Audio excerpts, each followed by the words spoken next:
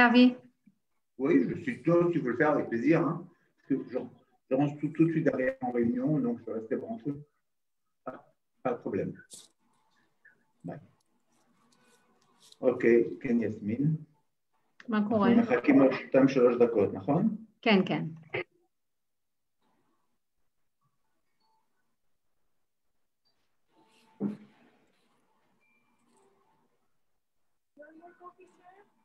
No, no. Thank you.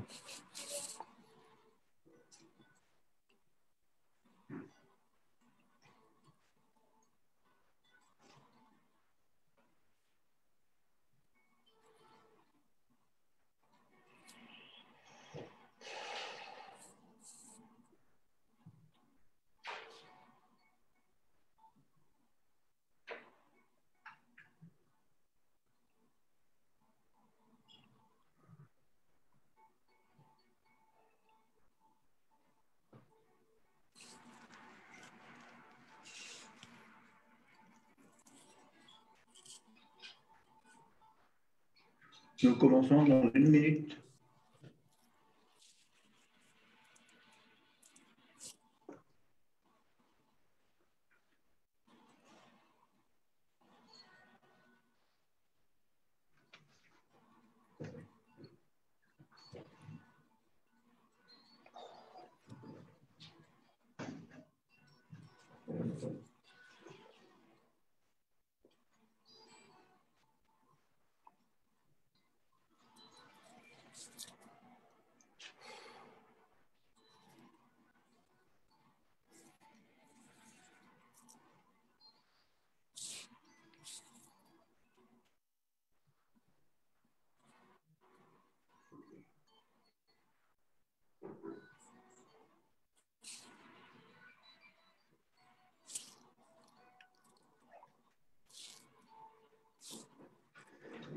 Voilà, nous laissons les dernières personnes se brancher. Nous commençons immédiatement notre rencontre. Shavua Tov à tous de Jérusalem.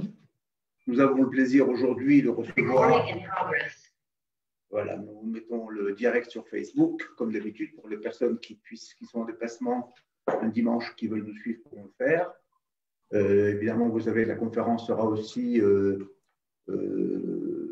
sur notre site. Vous pouvez la voir en différé pour les gens qui n'ont pas eu l'occasion de le voir, on le comprend. Donc, je disais qu'il était midi à Jérusalem, 11h heure de Paris. Et nous accueillons, donc, je le disais, pas pour la première fois, Chaim Berkovitch. Chaim Berkovitch, qui habite Israël depuis de nombreuses années. Et s'est spécialisé, je crois, sur un sujet dont nous avons déjà parlé sur Israël Saint-Vite chez vous. C'est le tombeau des rois à Jérusalem, qui est un grand sujet de polémique, je vais dire un peu entre la France et Israël, un sujet qui est devenu politique, un sujet religieux, un sujet qui n'est pas simple. Je crois qu'il a écrit un livre et d'autres, énormément d'articles sur ce sujet. Et dans cette même lancée, dans ce même ordre d'idées, nous avons décidé d'aborder avec lui un sujet qui n'est pas moins conflictuel, qui est peut-être beaucoup plus, avec d'autres voisins, avec d'autres communautés, qui est Harabait, en traduction libre, le mot du temple. Et je dis évidemment le mot du temple pour ne pas dire d'autres expressions qui sont employées par d'autres journalistes et que nous allons probablement évoquer. Alors, est-ce que pour nous, le mot du temple, c'est simplement, effectivement, un souvenir de notre histoire passée? Est-ce que le mot du temple, au contraire, c'est une vision d'avenir? Ou je dirais, ce n'est pas dans le titre, peut-être que le mot du temple, c'est aussi une actualité israélienne de notre présent actuel. Voilà, donc avec Chaim, nous allons évoquer un petit peu cette histoire, son évocation à travers les différentes religions, les versets dans la Bible qu'il évoque. Al-Aqsa, donc vous entendez beaucoup parler, donc c'est vraiment un sujet d'actualité. Nous avons décidé d'aborder ce sujet, la lumière, c'est-à-dire des événements qui ont été un peu les déclencheurs de l'opération Shomer HaChomot, de laquelle on vient à peine de sortir. Et voilà, Chaim est un expert. J'espère que nous allons beaucoup apprendre avec lui. Vous êtes évidemment invité à poser vos questions. C'est un sujet qui n'est pas simple, qui prête à la polémique, et c'est très bien comme ça, tant qu'elle est polie, j'allais dire. Et je pense que nous sommes des gens de bonne compagnie. Voilà, vous avez le chat en bas de votre écran, qui vous permettra de poser vos questions. Et nos deux animateurs, modérateurs, Yasmine Manahem à Paris, la directrice du programme et l'organisatrice de ces conférences, Naftali Lévy, le responsable francophone du département des activités sionistes en Israël, seront là pour vous aider à mieux gérer cette conférence. Merci beaucoup à tous, Shavua Tov, et merci encore, Chaim, d'avoir répondu à notre invitation. Alors, d'abord, merci de m'avoir invité. Ah, par contre, j'ai un double écho, je vous entends mal. Vous m'entendez? C'est bon? Parfaitement. D'accord. Alors, merci beaucoup de m'avoir invité. Et nous allons aborder aujourd'hui un sujet qui est le Har HaBayit, comme vous l'avez dit. C'est un sujet assez important. Je suis monté en Israël à l'âge de 18 ans, il y a à peu près un peu plus de 30 ans.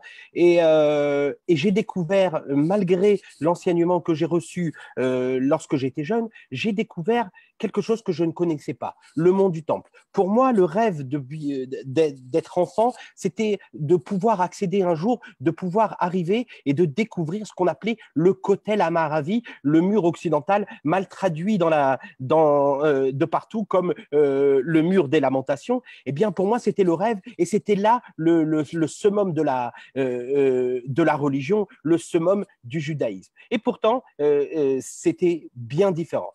Eh bien, on va aborder le sujet. Je vais d'abord faire un partage d'écran. Ça sera plus facile pour pouvoir suivre à travers quelques slides. Alors, Har HaBayit, le monde du temple, on va essayer d'aborder le passé, le présent et le futur de cet endroit. Mais avant de commencer à parler du Har HaBayit, je voudrais parler avec vous de prière. Alors, lorsque ça ne marche pas le partage, une seconde.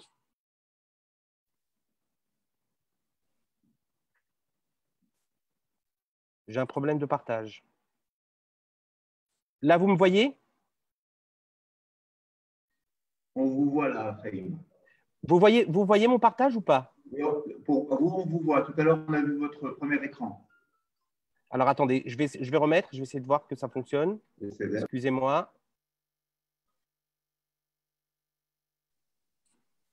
C'est bon. Là, vous voyez l'écran? On voit une synagogue, oui. Non, mais j'arrive pas à partager comme ça, de cette façon-là. Pourtant, ça marchait tout à l'heure. Je reprends différemment.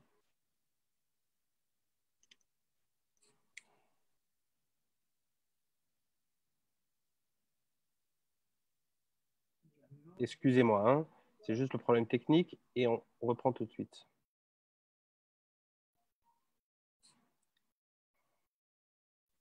On voit ton écran. On voit Méron. Alors, c'est pas grave, je vais le faire de cette façon-là.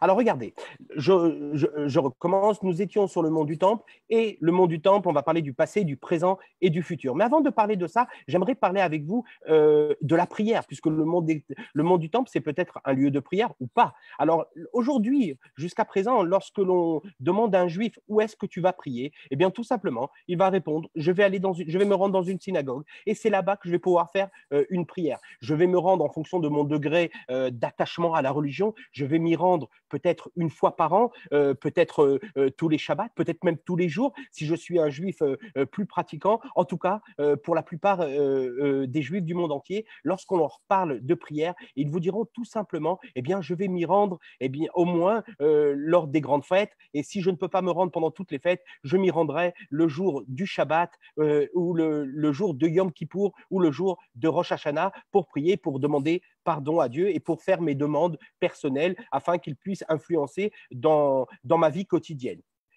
Si on pousse un petit peu par rapport à la prière, eh bien, je vous dirais tout simplement que nous pouvons parler de la prière, les lieux où les gens se rencontrent pour prier. Je peux parler par exemple des tombeaux des justes, des tombeaux des tzadikim, notamment le tombeau à Méron. Nous avons un grand tombeau de Rabbi Shimon Bar Yochai, qui est l'illustre rabbin qui a permis l'écriture, qui a écrit le Zohar, tout ce qui est l'essence, tout ce qui est la Kabbale, ou alors certains vous diront qu'il est bien d'aller prier dans une ville en Ukraine qui s'appelle Ouman, et là-bas vous pouvez prier sous la tombe du rabbin Nachman de Breslev et ça peut influencer en votre faveur.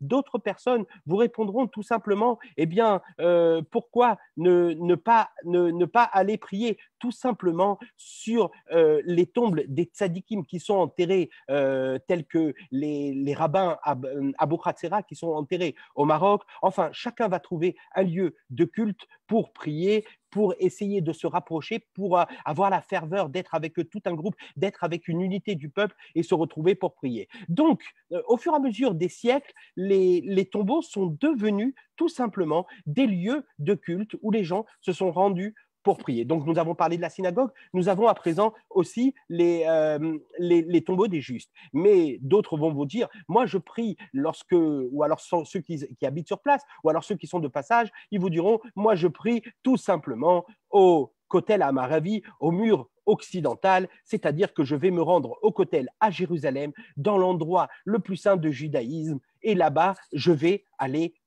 prier pour que Dieu puisse influencer sur mes actions, etc. Il y a même une certaine coutume, on ne sait pas exactement d'où elle provient, où certains vont même écrire leurs demandes et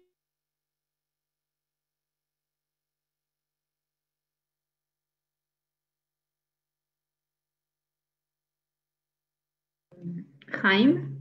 je vois les pierres, je vois une certaine moulure sur chacune des pierres. Et je me dis, tiens, vous avez une moulure sur les pierres, j'ai déjà vu cette moulure quelque part. Et vous savez où on a vu cette moulure? Eh bien, tout simplement, par exemple, à Hebron. Si vous regardez les pierres de Hebron sur le tombeau des patriarches, un lieu où les Juifs vont aussi prier, eh bien, on peut retrouver les mêmes moulures qu'il y a sur le Kotel Amarvi, sur le mur occidental. Et donc, nous savons que les pierres ont été installées à cette même époque. Ça veut dire, c'est à quelle époque? Eh bien, c'est tout simplement à l'époque de Hérode le Grand, qui était un grand roi en Judée. On va dire à peu près, on est quelques années avant le début de l'ère chrétienne. Eh bien, nous comprenons donc que les pierres du Kotel ont été installées par Hérode. Donc, est-ce que c'est bien un lieu sur lequel il faut venir prier ou pas? Eh bien, je vous répondrai tout simplement parce qu'il a été écrit que Méolam, ce qui a été écrit dans le Midrash, Méolam, l'Ozaza Shrina, Mikotel Amaravi, que la Shrina, la splendeur divine, n'a jamais quitté, n'a jamais bougé du mur occidental.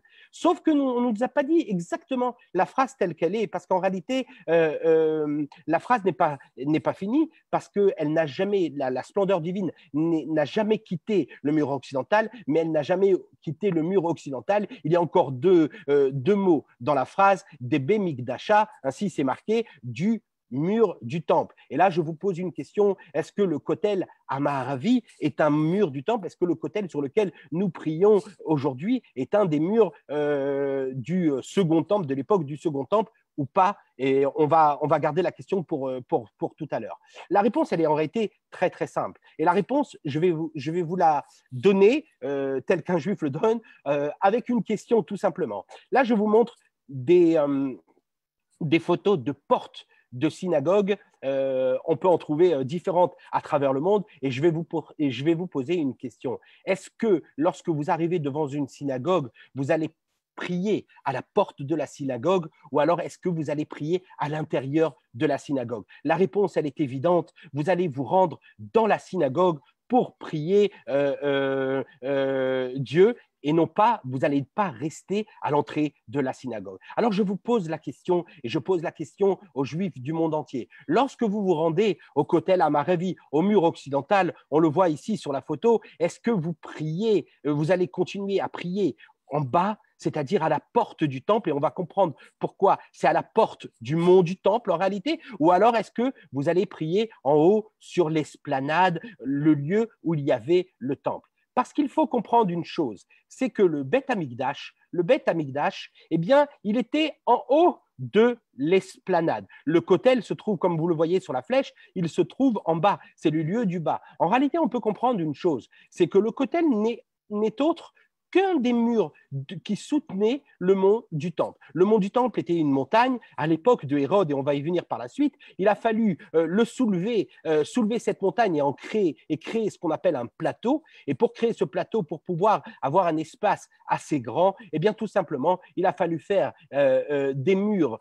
tout autour pour soutenir le plateau, et le kotel est un mur qui soutient le plateau. Donc, lorsque l'on dit que la splendeur divine, la Shekhinah n'a pas quitté le mur occidental du temple, eh bien le kotel, ce n'est pas de ce mur que l'on parle. Attention, je ne vais pas enlever toute la sainteté du kotel Amaravi, puisque un endroit où les Juifs ont l'habitude de prier, eh bien, cela reste un lieu saint, puisque tout le monde se rend là-bas pour prier. On est d'accord que c'est comme une synagogue, c'est un lieu saint. Mais il y a plus saint. Parce que en haut, sur cette esplanade, sur le mont du Temple, il y avait, vous le voyez en bleu, il y avait l'emplacement du Beth Amikdash, il y avait l'emplacement du Temple qui était là durant des siècles. Alors, faisons un petit retour dans l'histoire. Voilà de quelle façon était le Beth Amikdash. Ici, sur la photo, vous avez le Beit Sheni, le second temple. Mais nous allons faire un petit peu un retour dans l'histoire pour comprendre un petit peu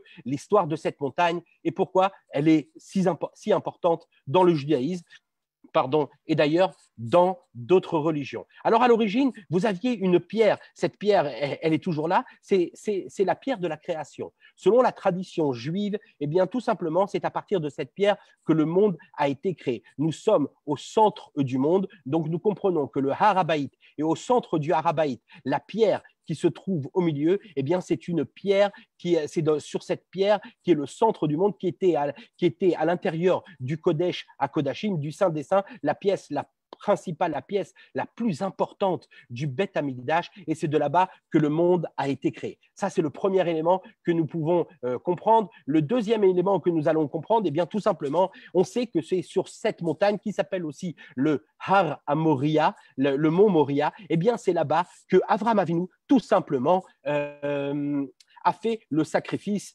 d'Yitzhak. C'est là-bas qu'il a pris son fils Yitzhak. Contrairement à la photo, j'ai mis des photos un petit peu pour qu'on puisse s'imaginer les choses, mais contrairement à la photo, son fils Yitzhak avait 39 ans. Eh bien, c'est là-bas que Akadosh Baruch Hu va se révéler à Abraham et va lui dire: ne sacrifie pas ton fils, mais sacrifie un bélier. Nous sommes sur le mont Moria. Donc, nous avions la pierre de la création et nous avons l'histoire du sacrifice d'Yitzhak. Et nous avons aussi une histoire qui va continuer. Nous avons l'histoire de deux frères.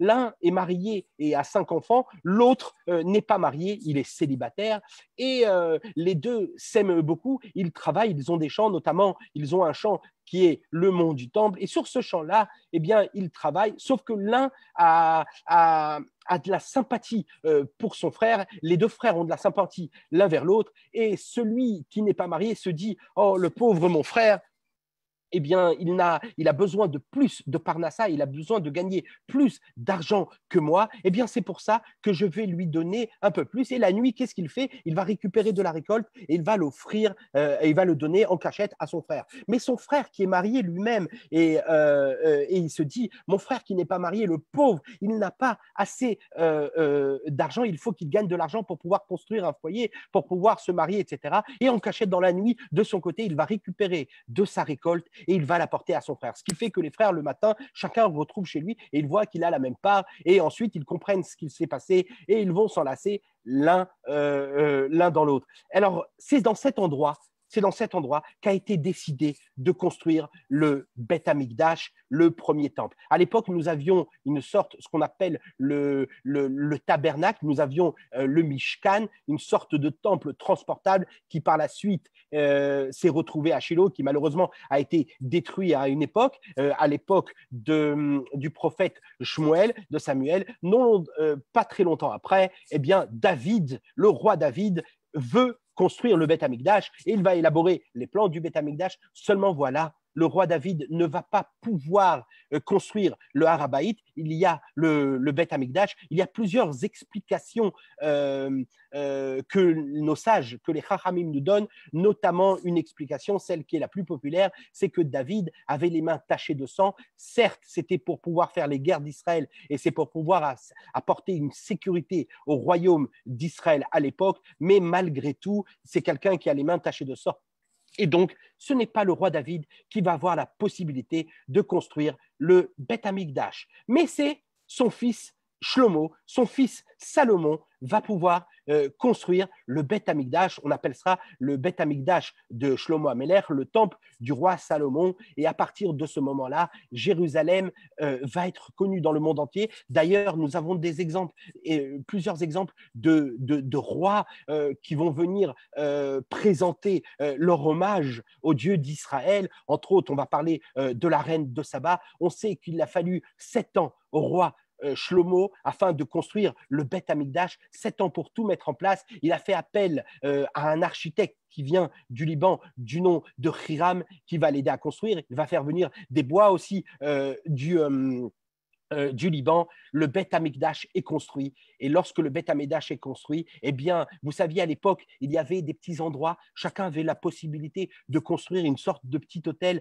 pour pouvoir faire des sacrifices à Dieu. À partir de ce moment-là, c'est terminé. Plus personne ne peut sacrifier, même dans tout Israël, au Dieu d'Israël. Et tous les Juifs vont devoir se rendre au Beth Amikdash, une maison splendide comme il n'en avait pas dans l'Antiquité, et ils vont se rendre pour pouvoir faire des sacrifices au Dieu d'Israël. Malheureusement, la situation va tourner. Je vais aller vite dans l'histoire parce qu'il y a tellement à dire sur le Har Habayit et je vais essayer de résumer et d'aller à l'essentiel. Eh bien, nous nous retrouvons par la suite à une nouvelle période. Nous nous retrouvons au chiisme. Nous avons le chiisme, le partage du royaume entre le royaume d'Israël et le royaume de Judée. À la mort du roi Salomon, eh bien, le royaume va être partagé en deux. Il va être partagé, il y a le royaume du Nord et il y a le royaume du Sud. Dans le royaume du Sud, on va appeler ce nom-là la Judée. Eh bien, c'est là-bas qu'il y a le Beth Amikdash. Et sachez-le qu'à cette époque, juste après le roi Salomon, eh bien, le Beth Amikdash va être pillé à un moment et de l'or du Beth Amikdash va partir et il va être pillé à l'époque de Sheong qui va récupérer des trésors du Beth Amikdash. Mais nous continuons sous le Beth Amikdash. Il va y avoir encore plusieurs histoires et à l'époque de Joas, en hébreu Yehoash, eh bien, il va y avoir aussi des objets du temple qui vont partir, qui vont être pillés. L'histoire du Beth Amikdash, eh bien, il y a pas mal de choses qui se dirigent au Beth Amikdash. Certains vont vous dire qu'au Beth Amikdash, nous avons le culte à Dieu, les sacrifices, bien sûr, mais nous avons d'autres choses. Nous avons aussi la garde de tout ce qui a rapport avec les écrits du judaïsme de l'époque. À l'époque, nous n'en avions pas autant qu'aujourd'hui, mais nous avions d'ailleurs le Sefer Torah qui avait été écrit par la main de Moshe, qui se retrouve au Beth Amikdash. Et puis, à l'époque de Yoshiaou, de Josias, eh bien, tout simplement, on a perdu le Sefer Torah, on a perdu la loi. Vous imaginez aujourd'hui qu'on perde la Torah? Alors, selon certains sages,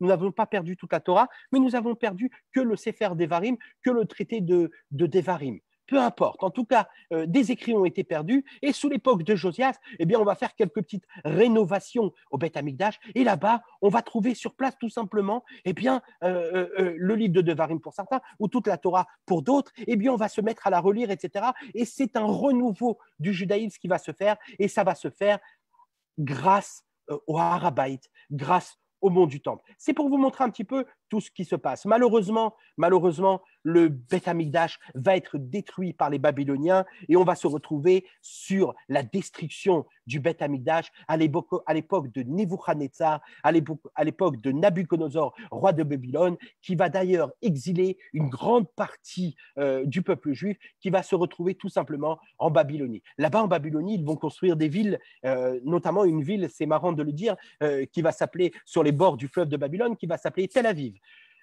Rien à voir avec la Tel Aviv d'aujourd'hui. Et là-bas, les Juifs vont pleurer le Beth Amikdash. D'ailleurs, il y a un psaume qui dit Hal Naharot Bavel, Shamia Shavnu Gambachinu, Bezochenu et Sion. Sur les bords du fleuve de Babylone, nous étions assis, nous pleurions en nous souvenant de Sion. Au saut du rivage, nous avions suspendu nos harpes. Nos oppresseurs exigeaient de la joie. Chantez-nous, disait-il, des cantiques de Sion.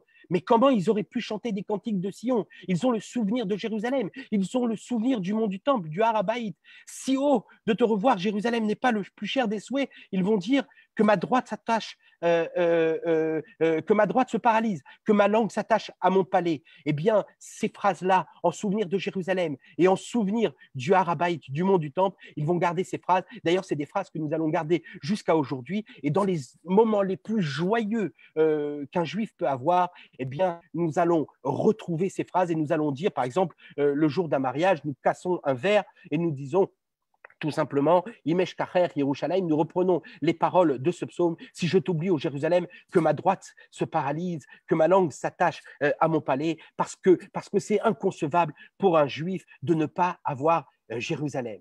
Eh bien, Dieu a écouté les paroles. Et lorsque Dieu écoute les paroles, il va donner un décret par le décret du roi Cyrus, roi de Perse, qui va prendre la place des Babyloniens. Et dans ce décret, il est dit que tout juif qui veut retourner à Jérusalem, pas juste pour y vivre, mais pour reconstruire sur le mont du Temple, le temple de l'Éternel Dieu d'Israël, eh bien, il va pouvoir se rendre. Et vous avez plusieurs juifs qui vont partir au début, ils sont 53 000, par la suite ils vont être un peu plus, et ils vont se mettre à reconstruire le Beth Amikdash. Vous avez un homme du nom de Zérubbabel qui va prendre, qui est un descendant du roi David, donc qui aurait pu devenir un roi d'Israël. Eh bien cet homme va se rendre tout simplement avec des Juifs. Ils vont commencer à reconstruire le temple. Par la suite, il va être suivi par un autre homme quelques années plus tard qui s'appelle Ezra avec Néhémia. Ils vont reconstruire le Beth Amikdash. Oh, les anciens qui avaient connu le premier Beth Amikdash tel qu'il avait été construit se sont mis à pleurer. Vous savez pourquoi ils pleuraient?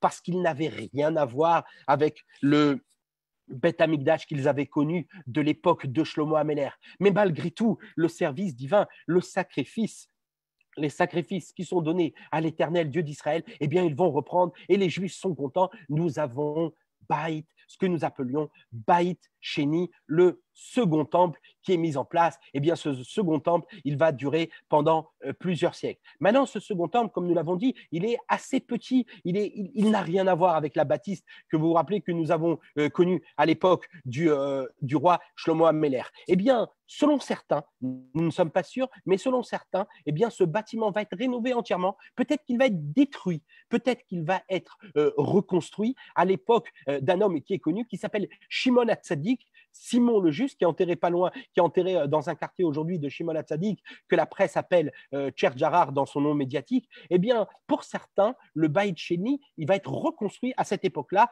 et il va être un peu plus grand, toujours pas le Beth Amikdash qu'on a connu à l'époque de Shlomo, mais il va être un peu plus grand que le Beth Amikdash qui a été construit par Zérubbabel et ensuite fini par Ezra et par Néhémia. L'histoire nous a appris que ce n'est pas facile de garder la Judée telle qu'on l'appelle à l'époque, de garder la terre d'Israël. Et nous avions les Perses qui vont se rendre en Judée. Ils vont malheureusement prendre le Beth Amikdash, ils ne vont pas le détruire, mais ils vont le profaner. Et nous avons les armées des Séleucides qui vont se retrouver dans le Beth Amikdash. À plusieurs reprises, les Maccabis, les Hashmonaïm, ceux d'ailleurs ont fait la victoire des Hashmonaïm lors de la fête de Hanouka, eh bien les Maccabis vont reprendre le contrôle du Beth Amikdash, ils vont purifier le temple, et lorsqu'ils vont purifier le temple, on connaît tous l'histoire de cette petite fiole d'huile, mais il faut comprendre de cette petite fiole d'huile qui a duré 7 jours, et donc un des miracles de Hanouka, le plus grand miracle de Hanouka, c'est que nous avions gagné la guerre, nous avons récupéré notre indépendance sur la terre d'Israël, et nous avons surtout nous avons pu reprendre le temple, le Beth Amikdash, c'est le Baït Sheni, et le remettre en place. Eh bien, ce Baït Sheni, nous avons pu le remettre en place et nous avons pu continuer les corbanotes, les sacrifices. Et alors là, nous allons nous retrouver dans une période, c'est la période du roi Hérode. Le roi Hérode est un roi il vient d'Édom, il vient des Éduméens. C'est un roi qui a été placé, nous sommes à la période où Rome est revenue en Israël. Rome est venue tout simplement parce qu'il y a eu deux frères de la lignée des Maccabis, de la lignée des rois Hashmonaïm, des rois Maccabis, qui se sont disputés. Ils ont été voir Pompée, qui était à l'époque en Syrie, Pompée, qu'on surnomme Pompée le boucher, il va venir à Jérusalem, il va à nouveau profaner le temple, nous allons perdre notre autonomie en Israël et nous allons nous retrouver dans une période romaine. C'est une période où nous allons avoir des gouverneurs, sauf à quelques périodes, comme à la période d'Hérode. Hérode est un roi, il est juif parce que sa famille a été convertie, il est juif, mais il est aussi édomite et il est surtout à la solde de Rome. Il va construire, ça va être un bâtisseur. Il va construire, notamment, on lui doit Césarée, la ville de Caesarea en Israël. On lui doit pas mal d'endroits, Masada. On lui doit surtout la rénovation du Beth Amikdash. Et là, ce que va faire Hérode, eh bien, tout simplement, il va se mettre en accord avec les rabbins de l'époque. Il va leur dire, je veux transformer le Beth Amikdash, je veux en faire la bâtisse, le bâtiment le plus important que le monde n'a jamais connu jusqu'à aujourd'hui, et c'est ce qu'il va faire. Oh non, ne pensez pas que les sacrifices vont s'arrêter sur le Beth Amikdash, parce que s'ils s'étaient arrêtés, eh bien les rabbins n'auraient pas accepté que l'on puisse tout simplement détruire pour pouvoir construire. Hérode a conscience, il a conscience qu'il a besoin du peuple, il a surtout besoin des sages s'il veut pouvoir faire ce bâtiment magnifique, cette maison à l'honneur de Dieu. Eh bien, tout simplement, ce qu'il va faire, il va récupérer le Beth Amikdash, il va construire sur le Beth Amikdash, ce qui fait qu'il va construire au-dessus du Beth Amikdash, le travail dans le temple ne va pas cesser. Une fois que le bâtiment de l'extérieur est construit, eh bien, tout simplement, on va détruire au fur et à mesure le bâtiment à l'intérieur. Tout ça va être fait pendant seulement 18 mois, parce qu'il faut aller très vite, parce qu'il ne faut pas empêcher le travail sur le Beth Amikdash, et nous nous retrouvons à une période où le bâtiment est splendide, à tel point que le Beth Amikdash est splendide que les sages dans le Talmud vont nous dire plusieurs siècles après que celui qui n'a pas connu le bâtiment, le temple d'Hérode, celui qui n'a pas connu le Beth Amikdash à l'époque d'Hérode, il n'a pas connu de beaux bâtiments. C'est un bâtiment qui va attirer les rois du monde entier. Vous pouvez le voir sur le dégame, sur le modèle qui est sur votre écran. Vous pouvez le voir sur le côté gauche. Eh bien, il y avait même un endroit où on pouvait recevoir, sur l'esplanade du temple, on pouvait recevoir les ambassadeurs, on pouvait recevoir les rois, toute personne qui voulait venir faire un sacrifice au Dieu d'Israël pouvait venir, même si c'était un non-juif, il pouvait tout simplement se rendre sur le Har HaBayit.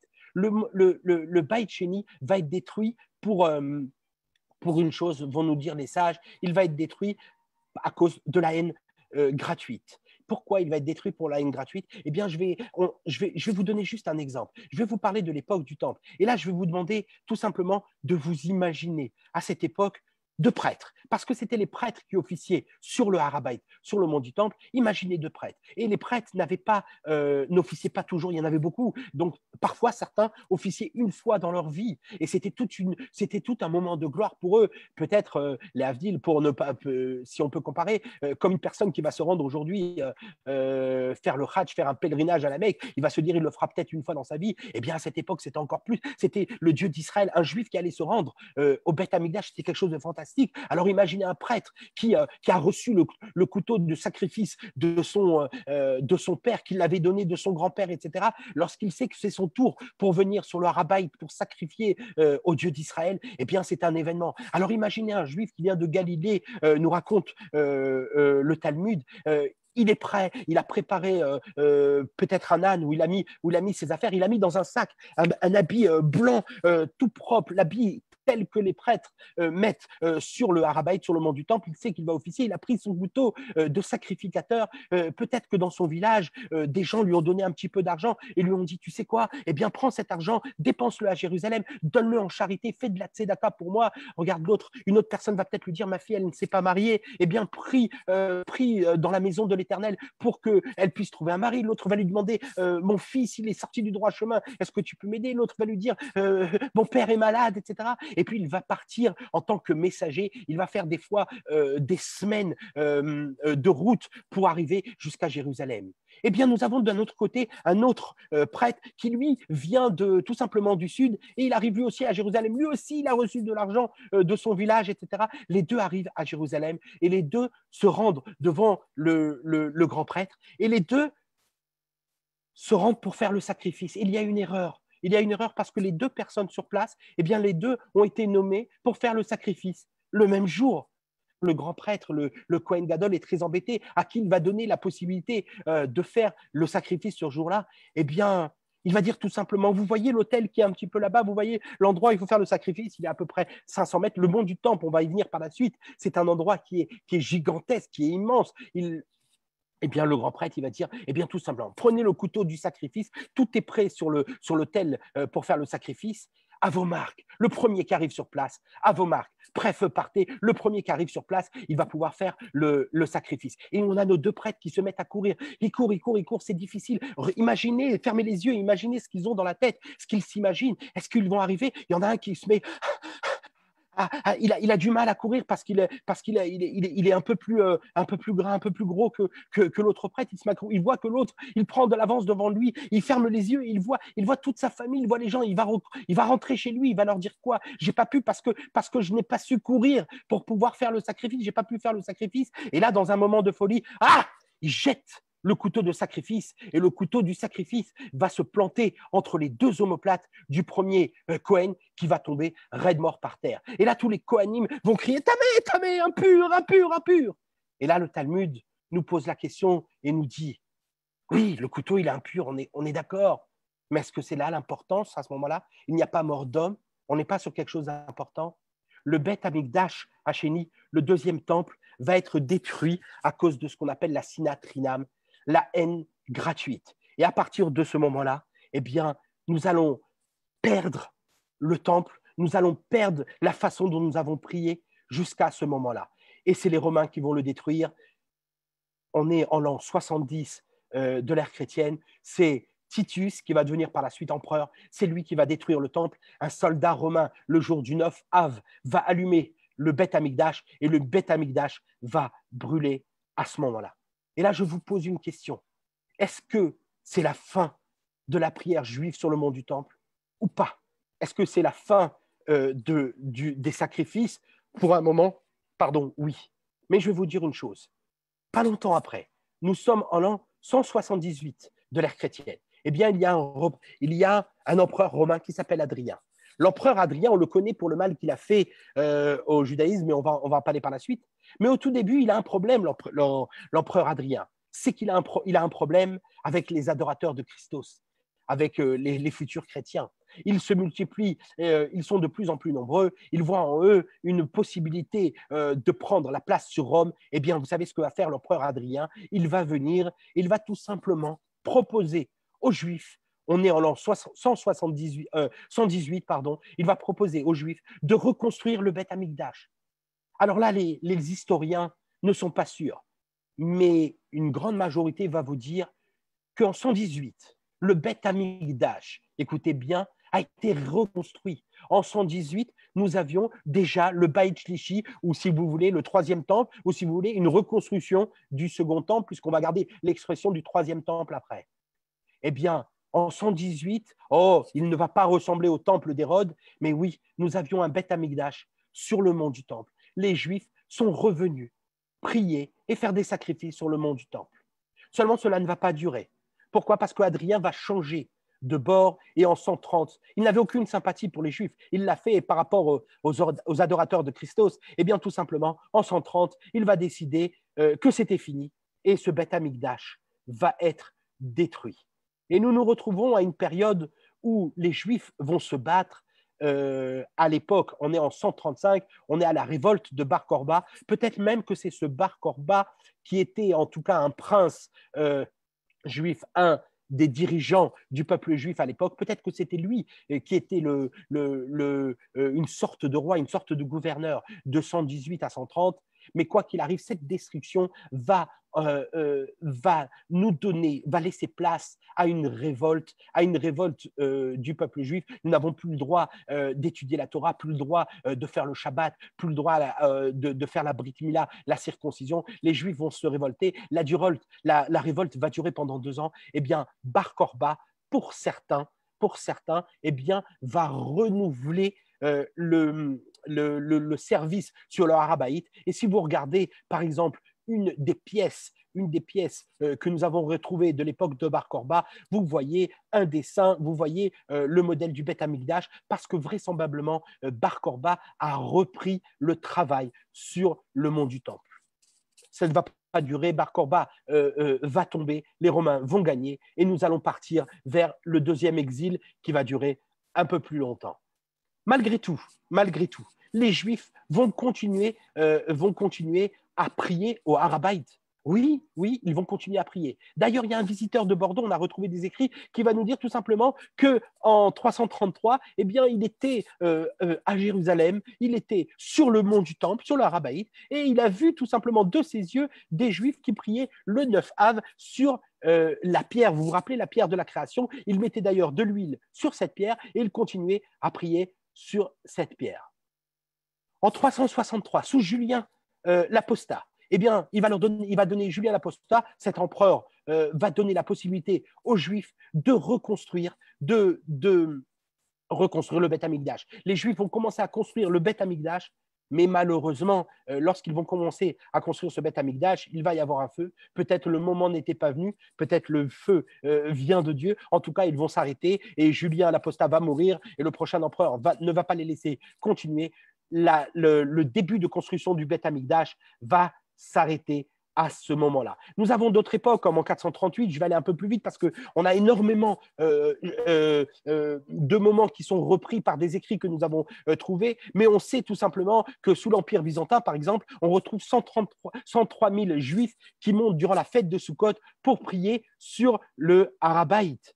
On sait que lorsque les Juifs, les Perses vont venir contre l'Empire byzantin en 614, eh bien les Juifs ont le droit de pratiquer le judaïsme sur le Har HaBayit. Ils sont sur place. On sait aussi qu'en 628, lorsque le calife Omar va venir, eh bien non seulement les Juifs vont être sur le Har HaBayit, non seulement ils vont prier sur place, mais ils vont construire là où il y a l'Even Ashtia, là où il y a cette pierre, là où il y avait le Kodesh HaKodashim, là où il y avait le Saint des Saints. Ils vont reconstruire une bâtisse, ils vont reconstruire un bâtiment. Pas le temple, mais un bâtiment pour y prier.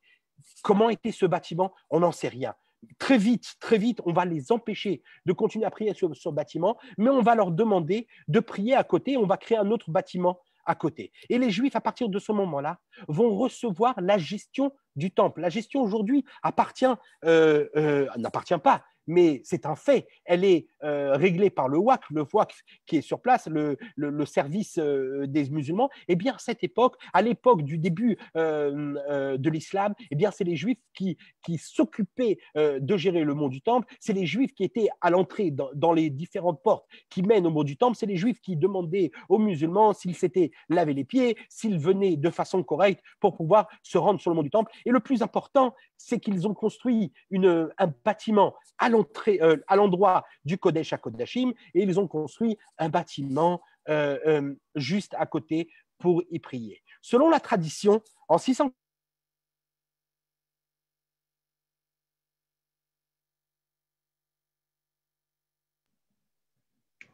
Chaim, on t'a perdu.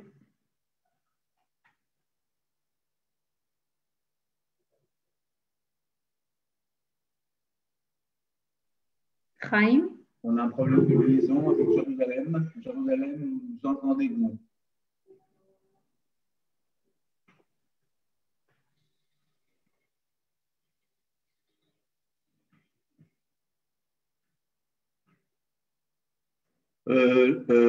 Naftali, tu peux essayer de joindre Chaim? Je suis en train de l'appeler. Il répond pas. Peut-être qu'il continue à parler tout seul. Oui. C'est ce qui arrive et on s'excuse. Hein. Je pense que ça doit être les services. Nous avons été coupés. Oui. Allô? On a été coupé, je me suis arrêté. Oui, Chaim, tu peux reprendre à peu près à Omar ibn Khattab. Ah, on n'a pas été coupé longtemps. D'accord, je reprends. Eh bien, nous sommes à… vous voyez mon écran? Excusez-moi. Parfait. On voit l'écran, tout va bien. Tout va bien. Désolé, j'ai eu une coupure d'Internet. Nous parlions donc que, selon certains, c'est Omar ibn al-Khattab qui a construit ce qu'on appelle le dôme du rocher sur le Har HaBayit. À ce moment-là, les Juifs continuent à prier sur place. Nous ne sommes pas sûrs que c'est lui, parce que dans ce bâtiment, nous avons retrouvé tout simplement nous retrouvons des signes de l'Empire perse, nous retrouvons des signes d'après. Donc, nous ne savons pas exactement, nous ne sommes pas sûrs. Selon la tradition musulmane, c'est lui qui a construit ce bâtiment qu'aujourd'hui, on appelle Al-Aqsa. Mais ce bâtiment qui est appelé Al-Aqsa, eh bien, je voudrais vous demander comment il s'appelait. Jusqu'à il y a 40 ans. Jusqu'à il y a 40 ans, ce bâtiment s'appelait El-Haram al-Sharif et ce bâtiment s'appelait comme ça et Al-Aqsa était le bâtiment qui est plus au sud, la mosquée qui est plus au sud qui s'appelait Al-Aqsa. Il y a 40 ans, nous avons, enfin pas nous, mais le Waqf, l'autonomie palestinienne par la suite, etc., ont changé les noms pour symbole et El-Aqsa est devenu le bâtiment qui s'appelait El-Haram al-Sharif et l'autre bâtiment s'appelle El-Jamel el-Kibli.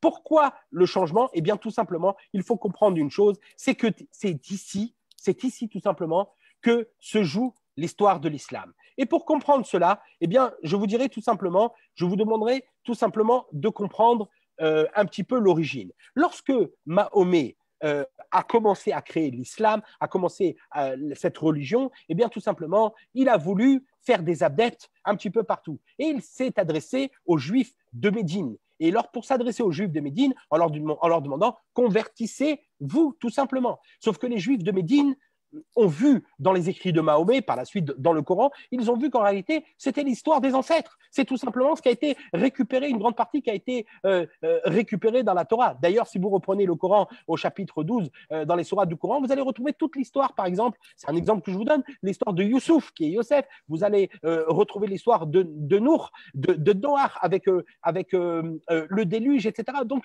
les Juifs n'ont pas voulu se convertir. Mahomet, tout simplement, va leur dire « Regardez, nous prions vers Jérusalem. » Et là, le premier lieu vers lequel les musulmans vont se diriger, c'est vers Jérusalem pour prier, tout simplement parce que Mahomet va leur dire « Je veux prier, je veux que vous priez. Vous voyez, on prie vers le même endroit, etc. » Allez, le judaïsme n'existe plus, c'est une religion qui a été bannie par Dieu. D'ailleurs, c'est la façon dont l'islam voit les choses. Donc, pour l'islam, on ne peut pas avoir de résurrection, entre guillemets, de retour de Juifs sur la Terre Sainte, de retour des Juifs sur le mont du Temple, etc. Donc, le judaïsme est fini. Et bien, tout simplement, à partir de maintenant, il n'y a plus de judaïsme. Il y a l'islam qui est la nouvelle religion. Il faut adopter cette nouvelle religion. Les Juifs de Médine n'ont pas accepté de se convertir. Tout simplement, Mahomet a fait une seule chose. Il les a égorgés. Et lorsqu'il a égorgé les Juifs de Médine, eh bien, tout simplement, il a changé le lieu du culte. D'ailleurs, tous les grands sages, entre guillemets, musulmans vous le diront, cette histoire est connue, elle est reprise à plusieurs endroits et tout simplement ils vous diront qu'il a changé le lieu pour que le lieu important, le lieu le plus saint de l'islam va devenir la Mecque parce que tout simplement il a vu qu'il n'avait pas d'adhérents, il a mis 1 an et demi à essayer de convertir ces Juifs de Médine et il voit qu'il n'a pas pu le faire, il va changer le lieu et le lieu va devenir le plus important, va devenir eh bien, la Mecque et Jérusalem ne va plus être loin. Vous allez me parler de El-Aqsa. Le nom El-Aqsa, ça veut dire la lointaine. Mais en réalité, on fait allusion à un voyage tout simplement de Mahomet. Il y a une histoire qui se raconte tout simplement que Mahomet, dans la nuit, donc c'est un rêve que va faire, qu'il va partir de la mosquée sacrée vers la mosquée lointaine, et nous allons comprendre ce que c'est la mosquée sacrée. C'est la Mecque. La mosquée très éloignée, c'est quoi? C'est donc peut-être Jérusalem. Est-ce que c'est la mosquée, le dôme du rocher ou la mosquée d'à côté? Eh bien, en réalité, la mosquée éloignée, ce n'est pas ça, ce n'est pas celle-là. Elle est tout simplement, c'est une mosquée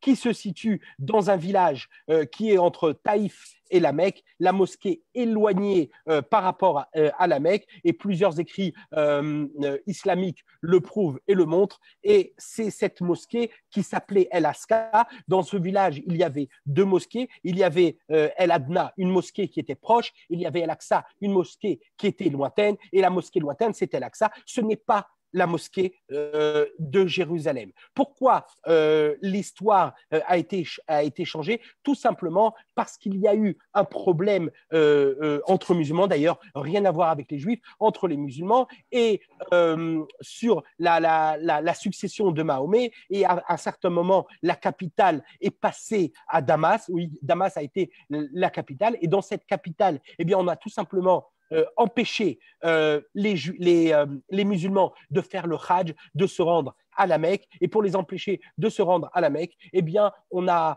demandé aux musulmans, eh bien, partez à Jérusalem, tout simplement pour prier à Jérusalem. Et donc, on a inventé plusieurs histoires, parce que vous savez que dans l'islam, vous avez plusieurs histoires qui par la suite vont être mises par écrit, mais Ploni, Ben Ploni, un tel au nom d'un tel, raconte de façon sûre, et on va rajouter des histoires. On va rajouter par exemple que dans Jérusalem elle est très belle, etc. et tout, et que c'est le sein de l'islam, et ce lieu va être abandonné. Pourquoi il va être abandonné? Par rapport à tout simplement à la Mecque, puisque c'était juste à une période où il fallait faire face au fait que les musulmans, certains musulmans ne pouvaient plus faire le Hajj, ne pouvaient plus faire le voyage jusqu'à la Mecque. Sous Omar II, on sait que les Juifs n'ont plus la gestion du Beth Amikdash, ils perdent la gestion du mont du Temple, ils ne peuvent plus prier sur le Beth Amikdash.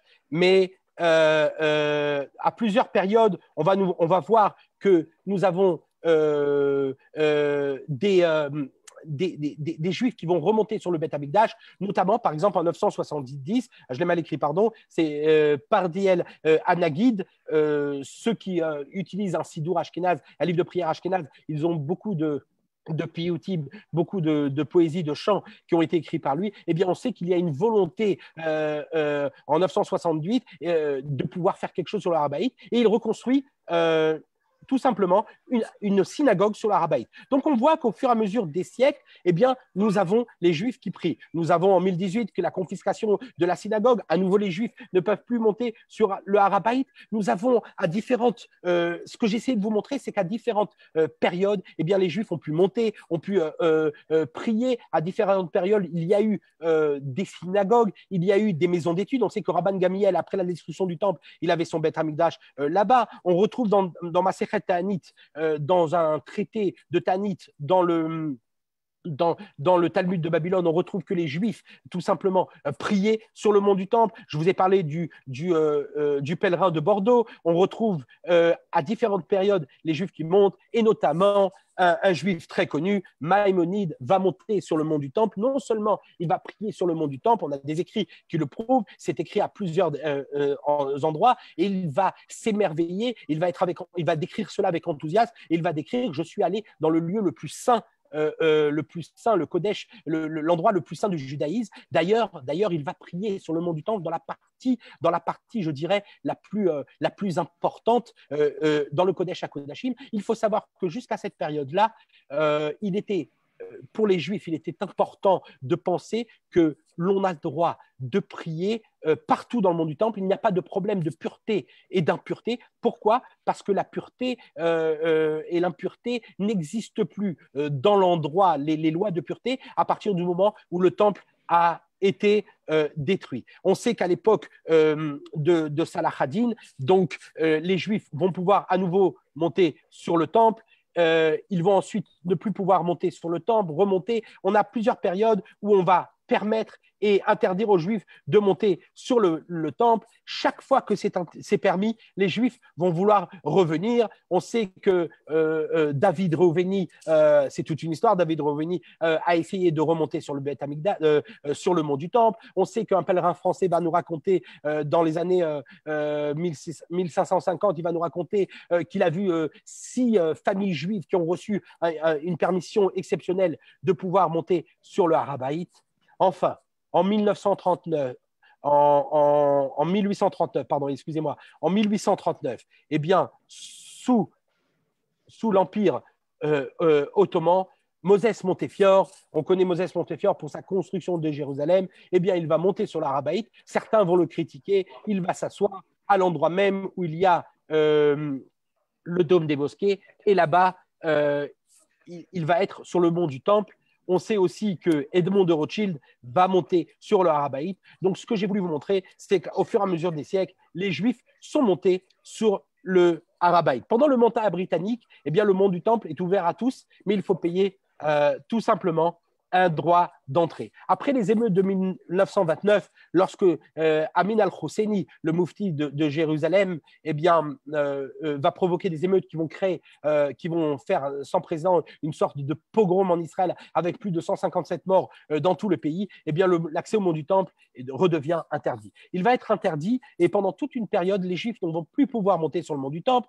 On connaît la période de 1948 à 1967 où nous sommes sous l'occupation jordanienne du mont du Temple. D'ailleurs, pour ceux, les non-juifs du côté jordanien, qui veulent visiter le mont du Temple, il y a le professeur Kedar qui a étudié le sujet, a retrouvé des prospectus de partout où il est écrit tout simplement, eh bien, dans ce lieu, et là-bas, on disait la vérité, eh bien, dans ce lieu, il y avait le temple de Salomon et il raconte l'histoire un petit peu, l'histoire du peuple juif. Donc, jusqu'en 1967, qu'on récupère le Beth Amikdash, qu'on récupère le mont du Temple, eh bien, ce lieu était un lieu important pour les musulmans, étaient d'accord que c'était un lieu où il y avait du judaïsme. En 1967, nous avons récupéré le mont du Temple, Har Habayit Beyadenu. Le mont du Temple est entre nos mains, et si le mont du Temple est entre nos mains, les soldats sont arrivés sur le mont du Temple, ils ont libéré le mont du Temple. Vous pouvez voir sur les photos un drapeau qui va être mis sur le mont du Temple, il va rester que quelques heures. Le mont du Temple, par la suite, va être donné par Moshe Dayan au Waqf, au service musulman, mais le rêve du Rav Goren, du grand rabbin aumônier des armées, qui était à l'époque de la libération du temple, eh bien, c'était tout simplement que le temple, que l'on puisse reconstruire sur le mont du temple, eh bien, le Beth Amikdash, puisque c'est le but du judaïsme, puisque au cours des siècles, nous avons prié là-bas. Pourquoi nous ne continuerons pas à prier sur place? Est-ce que nous avons le droit de prier sur place? Certains rabbins vont vous dire aujourd'hui, nous n'avons pas le droit de prier sur place. Impossible de prier sur place. Pourtant, on a essayé de vous montrer, j'ai essayé de vous montrer à travers ces slides qu'au fur et à mesure des siècles, les Juifs ont toujours prié sur place et qu'il y a non seulement un droit, mais un devoir au peuple juif de prier sur place. Malheureusement, le temps nous est compté. Je ne peux pas rentrer dans les détails de la halakha qui montre l'opposition entre certains rabbins qui disent qu'il ne faut pas monter aujourd'hui et d'autres rabbins qu'il faut monter. C'est exactement la différence entre le souvenir, entre ce lieu qui est se rappeler du temple ou tout faire pour reconstruire le Beth Amikdash. D'ailleurs, le Rav Goren a même dit à tout soldat le jour de la libération en 1967, tout soldat qui se trouve sur le mont du Temple, puisque nous sommes le jour de la conquête, entre guillemets, eh bien, vous avez même le droit d'entrer dans le lieu le plus saint, dans l'endroit où il y avait le Kodesh HaKodashim, à l'intérieur de la mosquée, là où jadis était le temple de Jérusalem. Alors, je vais vous dire, le mont du Temple est un endroit qui, malgré tout, est resté très important et c'est de là-bas que tout part. On sait que, par exemple, la deuxième intifada a débuté comme prétexte. Les musulmans, les Arabes ont pris le fait que Ariel Sharon, qui était chef de l'opposition à l'époque, eh bien, il est monté sur le mont du Temple et c'est ça qui a créé des émeutes. Et on sait que l'intifada El-Aqsa, telle qu'elle est appelée à partir de ce moment-là, eh bien, elle a eu lieu sur le Harabaït. Chaque fois qu'il va y avoir quelque chose, on va prendre comme prétexte le Harabaït. Vous pouvez voir les émeutes qui ont eu lieu il n'y a pas longtemps sur le mont du Temple. Pourquoi? Parce que le fait que les Juifs reviennent, c'est peut-être contraire tout simplement à l'islam, puisque dans l'islam, on dit que le judaïsme ne doit pas revenir sur le mont du Temple. Alors, est-ce qu'un Juif il peut prier ou pas? Eh bien, on a pu comprendre qu'un Juif peut prier. Aujourd'hui, le drapeau juif n'est pas sur le mont du Temple, mais malheureusement, des fois, nous avons pu le voir pendant la période du Ramadan, eh bien, le drapeau palestinien était sur le mont du Temple. Et pour eux, c'est plus qu'un symbole, c'est un symbole de l'islam par rapport au judaïsme. Il y a peut-être, par rapport à cet endroit, une guerre de religion par rapport entre le judaïsme et entre l'islam. Aujourd'hui, vous n'avez que quelques personnes, et je finirai par ça avec l'avenir du mont du Temple.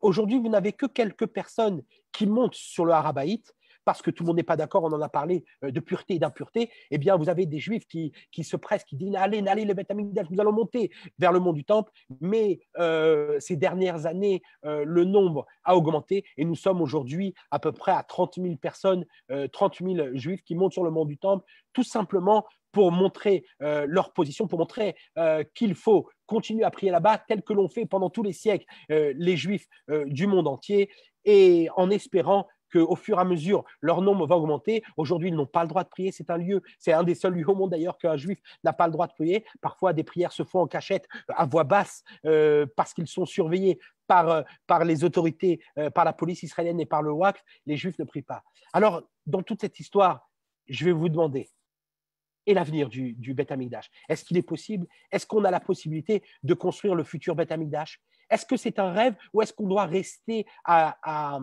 ce que l'on avait avant, c'est-à-dire un souvenir du Beth Amikdash? Eh bien, tout simplement, je vous répondrai de la même façon dont Herzl avait un rêve. Herzl, il avait une vision, sa vision s'appelait Eretz Israël. Et lorsque Herzl a montré sa vision et il a dit je vais construire un État, vous allez avoir un État, il va y avoir un État pour le peuple juif, etc. Eh bien, à travers le monde, les Juifs de la diaspora, beaucoup ont ricané, lui ont rionné et lui ont dit c'est pas possible, tu sais très bien qu'il n'y aura pas, tu rêves, tu es un rêveur, tu es un grand rêveur. Et pourtant, aujourd'hui, on sait que l'histoire continue, on sait que nous avons la possibilité, nous avons récupéré notre État. Le rêve du Beth Amikdash n'est pas un rêve aussi grand qu'un rêve d'État. C'est un rêve peut-être à la même hauteur, mais pas plus. Aujourd'hui, vous avez des gens qui se préparent, qui refont les sacrifices. Vous avez l'Institut du Temple, le Machon Amikdash, qui a recréé les objets qui étaient à l'intérieur du Temple, qui a recréé toute la façon dont, qui a étudié toutes les lois, toute la façon dont on pouvait reprendre dont on pouvait faire les sacrifices au Har HaBayit. Ils ont repris les habits d'époque, etc. Tout est prêt. Il suffit juste du Beth Amikdash. Et là, je vais vous poser une question. Le Beth Amikdash doit venir du ciel, comme certains le disent. Il doit être construit par le Mashiach, par le roi Messie qui va arriver, ou est-ce que c'est à nous de le faire? Je vais reprendre ce que disait le Rambam. Il y a différentes opinions par rapport à ça, mais le Rambam Maïmonide l'écrit tout simplement: à chaque génération, c'est une mitzvah, c'est un commandement positif pour chaque juif de pouvoir reconstruire le temple. C'est à nous de reconstruire le temple. Ah, vous allez me dire, c'est quelque chose de spécial, etc. Je ne vais pas rentrer dans toute la polémique par rapport au bâtiment qui est dessus aujourd'hui, à la mosquée, à l'esplanade, au dôme du rocher, etc. Je veux juste vous dire qu'aujourd'hui, il y a des architectes, pas n'importe quel architecte, des hommes qui ont été architectes, par exemple, de villes, comme l'architecte de la ville de Jérusalem, etc. Il y a des ingénieurs qui se penchent sur le sujet pour savoir de quelle façon nous allons pouvoir reconstruire le temple, mais pas juste reconstruire le temple. Parce que je vais vous donner un exemple qui n'a rien à voir. Lorsque vous allez en pèlerinage à la Mecque, lorsque les musulmans vont en pèlerinage à la Mecque, vous avez à peu près 3 millions de personnes qui se rendent là-bas. Eh bien, si je vous dis que demain nous reconstruisons le Beth Amikdash, eh bien, il faut calculer à peu près plus de 10 millions de personnes qui se rendront au Beth Amikdash. De quelle façon nous allons faire les infrastructures pour pouvoir le retrouver? Tout cela n'est pas un rêve. Il existe des plans pour chaque chose. Combien de trains? Il va falloir créer des lignes ferroviaires, des sortes de tramways qui vont arriver jusqu'au Beth Amikdash, jusqu'au temple, avec toutes les 1 minute et demie, un train qui va pouvoir arriver, amener les pèlerins. Quelles vont être toutes les infrastructures? Comment on va pouvoir loger toutes ces personnes? Combien de chambres d'hôtel, combien de chambres d'hôtes nous allons ramener à Jérusalem lorsque le temple sera reconstruit? Imaginez toute l'économie du pays qui va reconstruire. Eh bien, je finirai tout simplement par vous dire, tout ceci n'est pas qu'un rêve. Lorsque l'on a dit durant des siècles, l'an prochain à Jérusalem, les Shana Abba Birushalayim, on a dit les Shana Abba Birushalayim, l'an prochain à Jérusalem, Habdouya, reconstruite, ça veut dire non seulement la Jérusalem reconstruite, et aujourd'hui, dans cette époque messianique, nous pouvons voir que Jérusalem est reconstruite. Il reste un point, Jérusalem Habdouya, cela veut dire aussi reconstruite avec le temple où nous allons pouvoir continuer à servir le Dieu d'Israël. Voilà. Karim, merci pour ton élan, je vais dire, ton rythme, qu'on ne pouvait pas s'arrêter d'écouter tes paroles avec la passion que nous connaissons pour ces sujets, j'allais dire, existentiels. Voilà, les gens disent formidable, extraordinaire. Si vous avez d'ailleurs, je profite, si vous avez des remarques, on n'est pas obligé d'être d'accord avec tout ce qu'il a dit parce que Karim a une opinion bien particulière, une opinion connue et reconnue en Israël, mais évidemment, il y a d'autres optiques.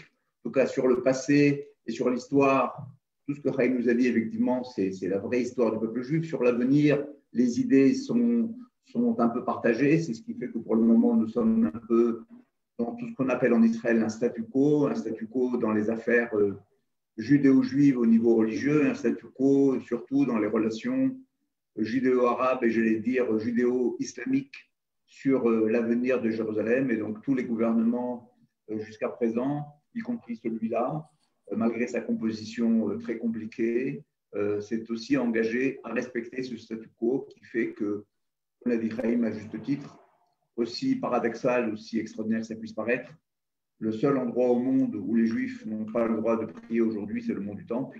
C'est une vraie question sur l'avenir. Le conflit qui nous lie aux Arabes, aux Palestiniens, je vais dire au monde non juif, est probablement passé d'un conflit politique ces dernières décennies à un conflit religieux. On le voit avec quel point le Hamas est devenu aujourd'hui un gouvernement politico-religieux dans le monde musulman, et c'est une tendance qui va et qui augmente. Et donc ces questions ne sont plus forcément seulement des questions de territoire, des questions politiques ou des questions d'État, mais ce sont aussi des questions de pratiques religieuses et de foi qui vont s'amplifier de façon de plus en plus forte. Donc voilà, nous avons un petit peu dépassé. Je pense que les connaissances de Chaim ne permettent pas forcément, j'allais dire, de le contredire, et c'est tout à fait normal. Effectivement, la question fondamentale qui intéresse, tu as répondu, c'est de savoir si effectivement, ce dont on parle toujours, c'est effectivement l'emplacement du troisième temple, le Beth Amikdash. Est-ce que c'est une vision ou est-ce que c'est une réalité? Je crois que l'histoire nous le montrera. En tout cas, toi, tu as donné ton avis. Et attends, je vois qu'il y a des nouveaux messages qui rentrent au fur et à mesure. Effectivement, Alors, une question aussi que le Rambam évoque. Je crois que tu regardes les chats en même temps. Sur la question voilà, je regarde les chats. Je voudrais répondre par rapport au sacrifice. Je voudrais juste ajouter un élément. J'ai essayé de donner un aspect religieux et historique. Je ne suis pas rentré dans la polémique de savoir qu'est-ce qui se passe sur le mont du Temple, sur la mosquée, etc. Je veux juste dire qu'il y a des gens aujourd'hui, tels que le Rav Ariel du Machon HaMikdash, de l'Institut du Temple, qui se penchent sur la question et qui se penchent sur le fait de pouvoir demain reconstruire le Beth Amikdash sur le lieu du mont du Temple. C'est un fait qu'il y avait le temple de Jérusalem, c'est un fait que les Arabes aujourd'hui prient sur place, c'est un fait que dans la religion juive, nous aspirons à la reconstruction du monde du temple. Je vois une question, j'arrive pas à tout lire les messages en même temps, je vois juste une question sur l'histoire des sacrifices. Est-ce que nous allons revenir à la période des sacrifices, etc. Et je voudrais reprendre une parole que j'ai entendue de Beno Gross, du professeur Beno Gross, auquel on avait posé, j'avais écouté moi-même une conférence de lui sur le Harabait à l'époque, et il répondait tout simplement à cette question, qui est une question qui est posée d'habitude. Il dit tout simplement, c'est une question dans le judaïsme, c'est une question de mode. Est-ce que nous allons faire des sacrifices demain? Eh bien, pas tout le monde est d'accord, mais vraisemblablement oui. Les sages, à une époque, ont enlevé, si vous voulez, l'envie de sacrifice. C'est pour ça d'ailleurs que nous avions moins de paganisme, c'est pour ça que nous avons moins d'idoles dans le monde, moins d'adorateurs d'idoles, moins de religions par rapport à adorer les idoles, parce qu'ils ont fait diminuer cela à une certaine période. Peut-être qu'à l'époque messianique, eh bien, nous verrons à l'époque de la reconstruction du temple, qui je l'espère sera aujourd'hui ou même demain, eh bien, nous pourrons comprendre les choses différemment. Et peut-être que oui, nous reprendrons les sacrifices tels qu'il était. Maintenant, je prends juste l'exemple du sacrifice de Pessah, du sacrifice de la soirée pascale, qu'on fait le souvenir d'ailleurs le soir du Seder. Ce n'est rien d'autre pour tout celui qui mange de la viande. Tout simplement, ça ressemble, entre guillemets, au barbecue que nous faisons aujourd'hui à Yom Ha'atzmaut, tout simplement, parce que c'était des sacrifices, une grande partie de ces sacrifices étaient mangés par le peuple. Voilà. Si vous avez d'autres questions, avec plaisir. Merci beaucoup, Chaim. Non, je vois qu'il n'y a pas trop d'autres questions à part des félicitations et des remerciements pour ton exposé complètement documenté et très enrichissant.